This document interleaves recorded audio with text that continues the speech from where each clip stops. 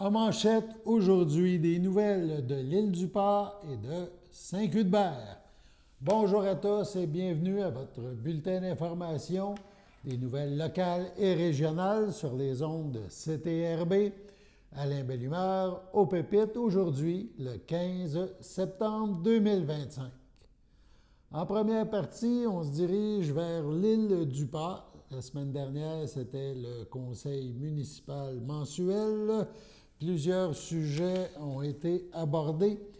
On a parlé, entre autres, de la rémunération, du personnel électoral pour l'élection municipale du 2 novembre prochain. On se déplace au conseil. 4.3 Rémunération du personnel électoral pour l'élection municipale du 2 novembre 2025. Considérant l'élection générale du 2 novembre 2025, considérant que la loi sur les élections et référendums dans les municipalités permet au conseil de municipalité d'établir un tarif de rémunération pour le personnel électoral, en conséquence, les proposés par, appuyés par est résolu. Fixer la rémunération du personnel électoral pour l'élection générale de la visitation de l'île du Port du 2 novembre 2025 de la manière suivante. Rémunération de la présidente d'élection, tarif du gouvernement du Québec pour les municipalités.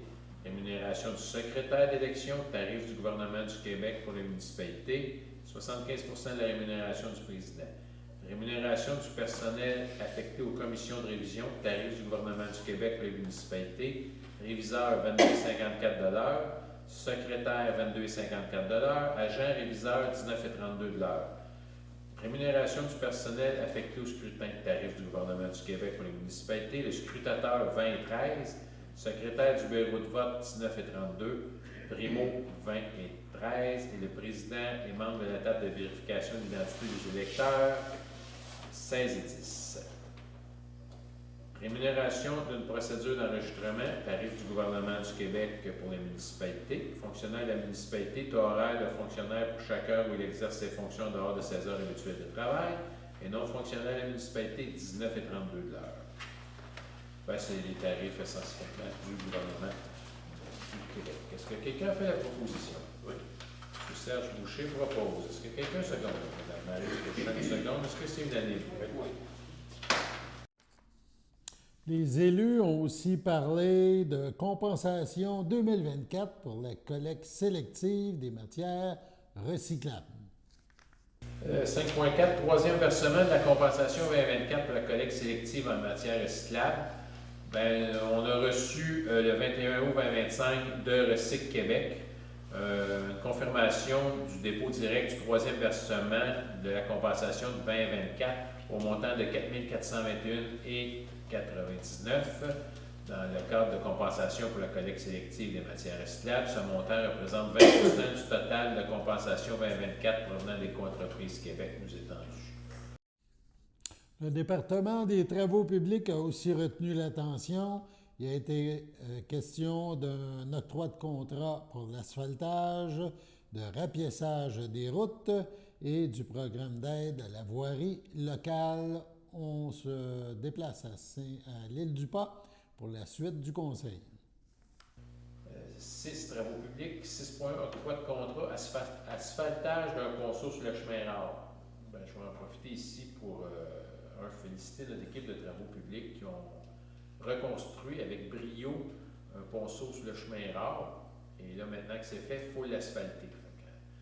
En plus des remerciements qu'on fait à notre équipe de travaux publics, là, maintenant, il faut octroyer l'asphaltage. Considérant qu'à la suite de l'adoption de la résolution 122-07-2025 de la municipalité de la visitation de l'île du Port, on a procédé à la réfection d'un ponceau sur le chemin rare. Considérant qu'à la suite de ces travaux, la municipalité a procédé à un appel d'offres sur invitation auprès de 2 fournisseurs pour l'asphaltage d'une partie du chemin rare. Considérant que les soumissionnaires invités ont présenté une soumission comme suit: asphalte Lanaudière 11 456, pavage Rosselot 6 525. Par ces motifs, les proposés par, appuyés par, résolu que le conseil de la municipalité de la visitation de l'île du Port octroie le contrat pour l'asphaltage d'une partie du chemin rare à pavage Rochelot Inc., le plus bas soumissionnaire, pour un montant de 6 525 avant taxe. Est-ce que quelqu'un fait la proposition? M. André Rondeau propose, Mme Jacinthe Drainville seconde. Est-ce que c'est unanime? Oui. Merci. Dans le même ordre d'idée, le rapiessage des routes. Considérant que plusieurs trous et fissures sont présents sur différents tronçons du réseau routier de la municipalité nécessitant des interventions, faites-vous-en pas, c'est pas sur la section qu'on vient de terminer. Considérant que le responsable des travaux publics sera chargé d'identifier les trous et les fissures à boucher, en conséquence, les proposés par, appuyés par et résolu de mandater l'entreprise Pavage Rosselot Inc. pour le rapiessage des routes. Est-ce que quelqu'un en fait la proposition? Mme Maryse Cochin propose, M. François Drainville seconde. Est-ce que c'est unanime? Si. 6.3. Programme d'aide à la voirie locale, subvention ou à l'entretien des routes locales. Attendu que le ministère des Transports a versé une compensation de 22 068 datée du 1er août 2025 pour l'entretien du réseau routier local 2025-2026. Attendu que les compensations distribuées à la municipalité visent à l'entretien courant et préventif des routes locales 1 et 2, ainsi que des éléments des ponts situés sur ces routes dont la responsabilité incombe à la municipalité. C'est d'ailleurs cet argent-là qu'on a pris pour faire une partie du ponceau du chemin nord qu'on vient de faire. Par ces motifs, il est proposé par, appuyé par et résolu que la municipalité de la Visitation de l'Édupas informe le MTQ de l'utilisation des compensations visant l'entretien courant et préventif des routes locales 1 et 2, ainsi que des éléments de pont situés sur ces routes dont la responsabilité incombe à la municipalité, conformément aux objectifs du programme d'aide à l'entretien du réseau routier local. Est-ce que quelqu'un a fait la proposition? Oui. M. Serge Boucher propose. Quelqu'un seconde? M. François Drainville seconde. Est-ce que c'est unanime? Oui. Merci. Par la suite, il y était question d'urbanisme, d'un règlement, de l'adoption d'un règlement à caractère provisoire. Ça touche les ponceaux d'entrée charnière et le remplissage de fossés et des travaux de drainage pour 2 ans. On écoute l'extrait. 9. Urbanisme. 9.1. Adoption du règlement 297-2025 à caractère provisoire visant à interdire temporairement l'émission d'autorisation municipale à l'égard de travaux de remblayage, de remplissage de fossés susceptibles de créer des besoins excédant la capacité du système d'assainissement des eaux pluviales selon l'article 11 du règlement numéro 297-2020 concernant les ponceaux d'entrée charretière, du remplissage des fossés et des travaux de drainage pour une période de 2 ans. Je l'ai expliqué plus profondément tantôt dans une autre séance de consultation qu'on a faite, que vous pouvez aussi regarder. Essentiellement, c'est qu'on gèle l'émission des permis pour des travaux de remblayage ou de remplissage de fossés pour préserver l'ouvrage qu'on a fait. Là, c'est sur tout le territoire qu'on met le règlement, mais c'est essentiellement pour protéger les travaux qu'on vient de faire dans le Randonnée du Pas et ceux qu'on va faire. On en a d'autres de prévus dans l'autre partie du Randonnée du Pas, à l'île au Castor, à l'île Saint-Amour, surtout à l'île Saint-Amour, ça va être un gros chantier. On va vouloir préserver les travaux qu'on fait pour pas qu'ils soient modifiés ou de façon inadéquate. Si on regarde comme l'année passée, l'été passé avec des billes, les quantités d'eau qui a tombé, c'est là qu'on s'aperçoit qu'il faut faire attention, qu'on ne peut pas mettre des restrictions qui vont empêcher l'eau de s'écouler convenablement quand on a des grosses ondées comme on a eu.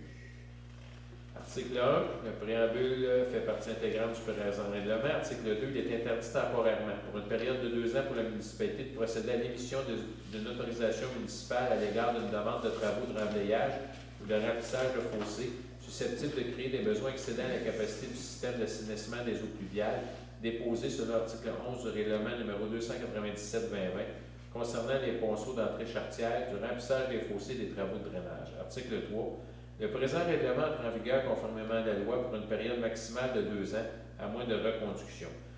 Les interdictions visées au présent règlement peuvent être reconduites au moyen d'un nouveau règlement à caractère provisoire tel que prévoit l'article 29 de la loi sur les compétences municipales. Article 4. Le présent règlement cesse d'avoir effet le jour de l'entrée en vigueur d'un règlement statuant sur de nouvelles normes et remplaçant l'article 11 du règlement numéro 297-2020 concernant les ponceaux d'entrée charretière, du remplissage des fossés et des travaux de drainage. Est-ce que quelqu'un a fait la proposition? Ah, Mme Jacinthe Drainville, qui a fait l'avis de motion, elle propose. Est-ce que quelqu'un appuie? M. André Rondeau. Seconde. Est-ce que c'est unanime? Oui. Merci. On termine ce tour d'horizon du Conseil municipal de l'Île-du-Pas en parlant loisirs et culture. Tout d'abord, il était question de la fête au village 2025 et du four à pain traditionnel. 10 loisirs et culture. 10.1. Bien, je voudrais remercier les bénévoles pour la réussite de la fête au village 2025 qu'on a faite cette année.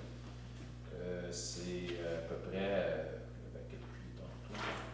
ça donne à peu près 250 hot dogs qui s'est donné, 84 pizzas, 250 breuvages, à peu près un nombre de chips, de popcorn et de barbe à papa. Je tiens à remercier en mon nom personnel, au nom du conseil aussi, toutes les personnes qui ont participé de près ou de loin à la réussite de cet événement. Merci beaucoup. Ça a eu lieu le 23 août 2025.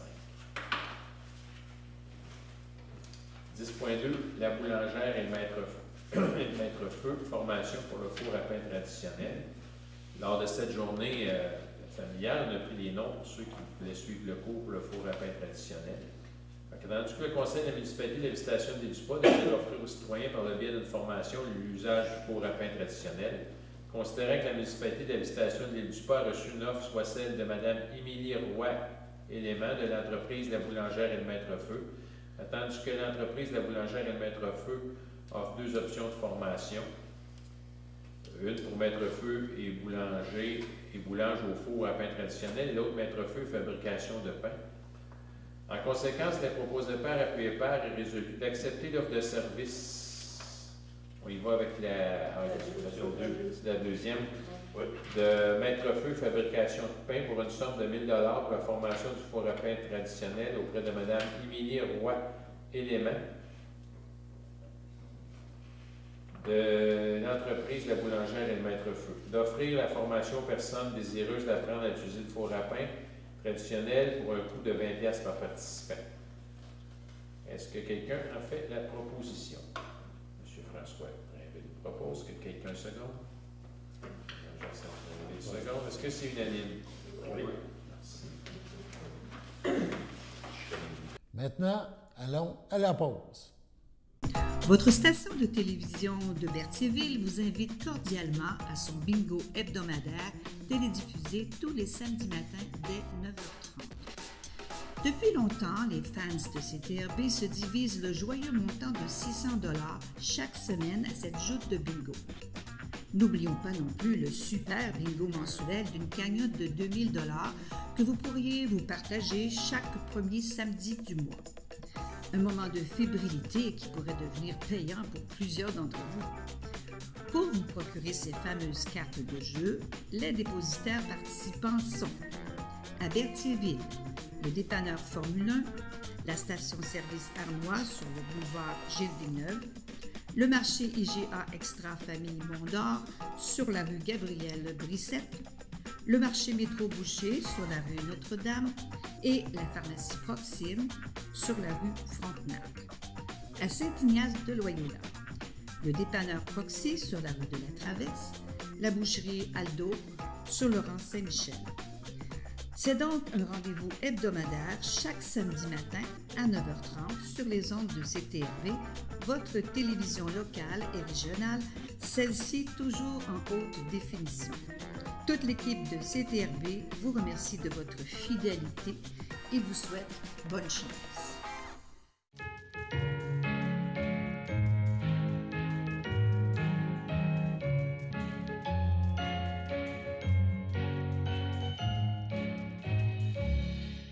Voici donc les anniversaires en ce 15 septembre. La FADOC de l'Île-du-Pas désire souhaiter bonne fête à Robert Sylvestre, à Michel Rochette, à Monique Lefebvre et à Micheline B. Rogers. C'est votre anniversaire aujourd'hui, en ce 15 septembre, eh bien, toute l'équipe de CTRB se joint à moi et vous souhaite bonne fête. On se déplace maintenant du côté de Saint-Cuthbert, lundi le 8 septembre dernier. C'était journée du conseil municipal, ou soirée, si on peut dire. Il y a plusieurs sujets qui ont été abordés. Parmi eux, il a été question de bourses d'études remises à des jeunes. Point 8, tirage des bourses d'études. Nathalie, je te laisse aller avec ça ou mais mettons, Oui, depuis notre début de notre mandat, on a mis en place des bourses d'études d'une valeur de 1 000 pour les différents niveaux, que ce soit études professionnelles, études collégiales, diplôme d'études universitaires. Puis on émet des montants de 250 par c'est pour les finissants. Pour les finissants. Il y a différents points qui ont retenu l'attention au niveau de l'hygiène du milieu. Il a été question d'un technicien en traitement des eaux, de réfection de la conduite d'aqueduc de la rue Vadnet, octroi du contrat, et de la réfection de la conduite d'aqueduc rue Vadnet, le contrôle de qualité des matériaux. On a des extraits à ce sujet. Hygiène du milieu, point 17, technicien en traitement des eaux. Oui, bien, Marc-André Plante, un de nos journaliers opérateurs, a accepté de suivre la formation sur le traitement des eaux de surface qui va commencer le 6 octobre. Et dans le fond, il va y avoir 3 formations pour, dans le fond, gérer le réseau d'aqueduc et le traitement des eaux usées pour avoir le poste de technicien au traitement des eaux. Dans le fond, c'est le poste où il va accompagner la directrice du traitement des eaux dans ses travaux, puis la remplacer pendant ses vacances, ses fins de semaine, puis ses congés maladie. Donc, la résolution, c'est pour le nommer à ce poste-là technicien en fonction de la convention collective et les avantages qui s'y rattachent, puis que ça va prendre effet à partir du 6 octobre. Puis qu'on va lui faire suivre les formations nécessaires. Oh, oui, ouais, c'est ça. Bon, il n'y aura pas le droit d'opérer nos installations. Donc, c'est proposé par? Élise. Appuyé par? Sylvain Toupin. Merci. Point 18, réfection de la conduite d'aqueduc de la rue Vadnet, octroi du contrat. Le 2 septembre dernier, on a ouvert les soumissions pour les travaux pour refaire la conduite d'aqueduc de la rue Vadnet. Donc, on a eu 7 soumissionnaires. Le plus bas soumissionnaire, c'est André Bouvet Limité, au montant incluant les taxes de 329 337,17 L'ingénieur qui est au dossier, Alexandre Larose, recommande de leur octroyer le contrat. Ils sont conformes en tout point, puis c'est le plus bas soumissionnaire. Je vais te donner une idée, la plus haute était 200 000 de plus. Éric Deschaines. Annie Sylvestre. Tout le monde est d'accord? Oui. Merci. Point 19, réfection, conduite d'aqueduc rue Vadnet, contrôle de qualité des matériaux, soumission. On a demandé, évidemment, pour ces travaux-là, il y a beaucoup de contrôle qualitatif des matériaux, là, dans le fond, des laboratoires qu'on appelle. Les travaux de laboratoire, on a approché 3, Groupe ABS, Enviroc et Service EXP. Le plus bas des 3 soumissionnaires, c'est le Groupe ABS au montant de 11 125 avant taxes. Vincent Bergeron. Richard Dion. Tout le monde est d'accord? Oui. Merci. On poursuit avec le département de loisirs et culture. 3 points ont retenu notre attention. Tout d'abord, l'accès au gymnase de l'école de la municipalité, de l'école Sainte-Anne, également l'Académie Paraschool, on en parle, et le changement de revêtement au chalet Mario Drainville. On écoute ces extraits. Loisirs et culture, point 24. Accès au gymnase de l'école Sainte-Anne pour des activités sportives.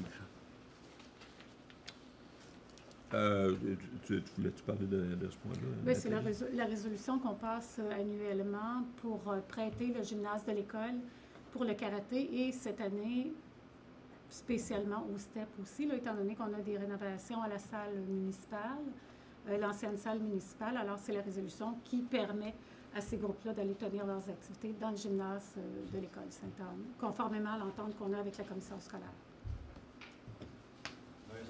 Vincent Bergeron. Sylvain Toupin. Tout le monde est d'accord? Oui. Point 26. Académie Paraschool. C'est comment qu'on le prononce, ça? On dit Paraschool. Paraschool. C'est qui présente ça? Je peux en parler. Ouais, en fait, c'est lors du dernier comité de travail, vous avez décidé de soutenir les parents en payant les inscriptions des enfants au cheerleading et également au multisport à l'école Sainte-Anne. Ça se passe sur les heures du dîner.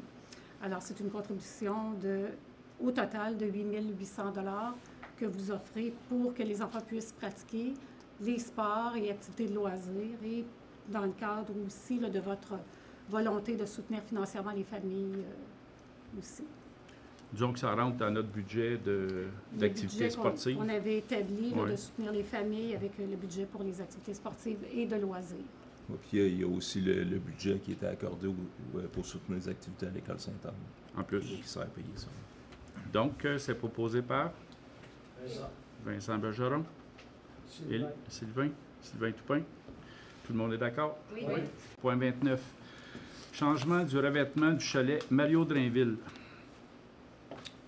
Oui, on avait laissé en suspens ce point-là à la dernière séance parce qu'il y avait On demandait des précisions, mettons. Oui, des inquiétudes par rapport à la solidité du revêtement. Ça a été discuté par la suite. Vous n'aviez aucun problème avec cette soumission-là.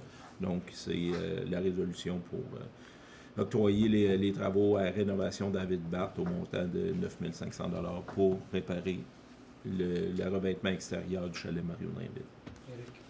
Éric Deschênes. Élise Fafard. Tout le monde est d'accord? Oui. Bonjour, moi c'est Carmen Sylvestre. Du 15 septembre au 15 novembre, j'ai la chance d'être la présidente d'honneur de la collecte de fonds pour le CABA. Ça, c'est un organisme qui me tient beaucoup à cœur. Pourquoi ça me tient à cœur? Bien, c'est parce que je viens de la région. Cette collecte-là va avoir lieu du 15 septembre au 15 novembre. On a des généreux partenaires. Tu sais, ton 2 piastres, il va être multiplié. Il peut devenir un 4 piastres, il peut devenir un 6 piastres, puis peut-être même plus. Tout ça grâce à nos généreux partenaires. Tout est multiplié pendant la collecte de fonds. Contribue donc. Voici une plaque porte-clés des amputés de cœur. Quand vous utilisez une plaque porte-clés, vous protégez vos clés. Si vous les perdez, la personne qui les trouvera pourra appeler au numéro au dos de la plaque. Ou les déposer dans une boîte aux lettres. Puis, les amputés de guerre vous retourneront vos clés. Gratuitement! Commandez vos plaques porte-clés aujourd'hui à amputédeguerre.ca. Et améliorez la vie des personnes amputées comme moi. Merci.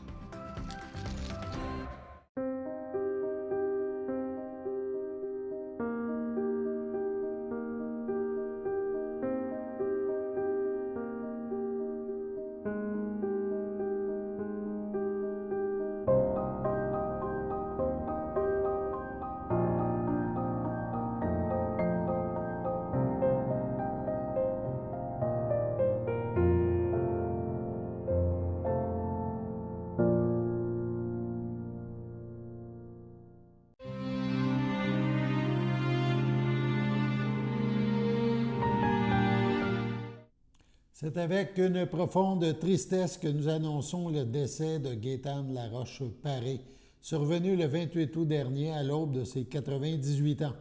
Elle était l'épouse de feu M. Hector Paré.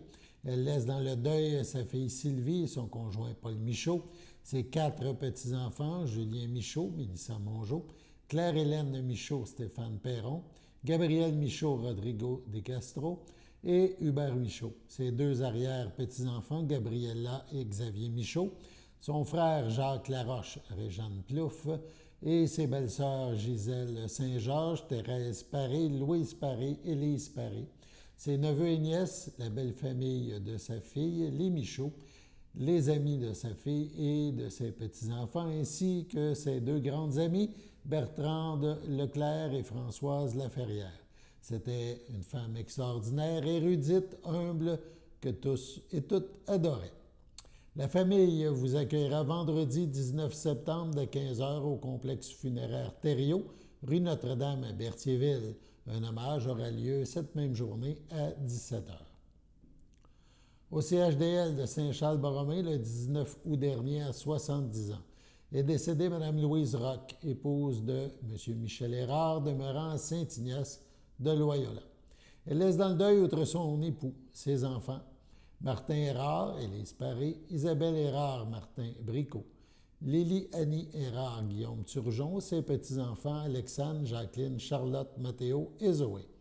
Ses sœurs, ses beaux-frères et belles-sœurs, Lise Roch, Alain Bournival, Liliane Roch, Michel Rivet, Pauline Hérard, René Hérard, Angèle Hérard, Jean Hérard, Monique Hérard, Sylvain Hérard, Guylaine Hérard et Denis Hérard, ainsi que plusieurs neveux, nièces, autres parents et amis.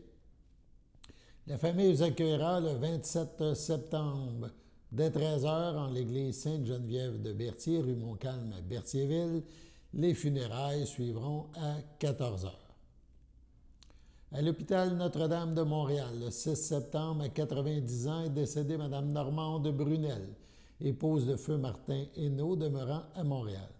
Elle laisse dans le deuil ses fils Richard Hainaut, Louise Gauthier, Alain Hainaut, José Arbour, François Hainaut, Sophie Gache, ses 6 petits-enfants, Rosalie, Étienne, Clémence, Béatrice, Arthur et Oscar, ses 2 arrière-petits-fils, Paul et Léon, ses sœurs et son frère, Liliette Brunel, Gilles Joly, Claudette Brunel, Nicole Brunel, Diane Brunel, Roger Boivin, Jean Brunel, Céline Boisvert, son beau-frère Marcel Hainaut, Denise Lestage, ainsi que plusieurs neveux, nièces, autres parents et amis.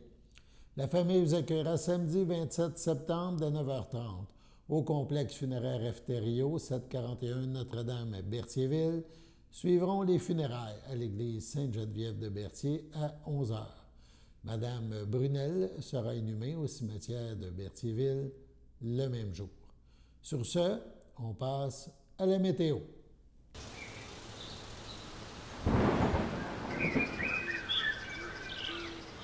Bienvenue à votre météo de cette semaine. Aujourd'hui, lundi soir, ce sera un dégagé, une température de 17, un temps ressenti de 17. Lundi nuit, ce sera un dégagé, une température de 11, un temps ressenti de 11. Mardi matin, ce sera ensoleillé, une température de 13, un temps ressenti de 13. Mardi après-midi, ce sera ensoleillé, une température de 24, un temps ressenti de 26. Mardi soir, ce sera dégagé, une température de 19, un temps ressenti de 19. Mardi nuit, ce sera dégagé, une température de 12, un temps ressenti de 12. Et voilà, c'était tout pour votre météo.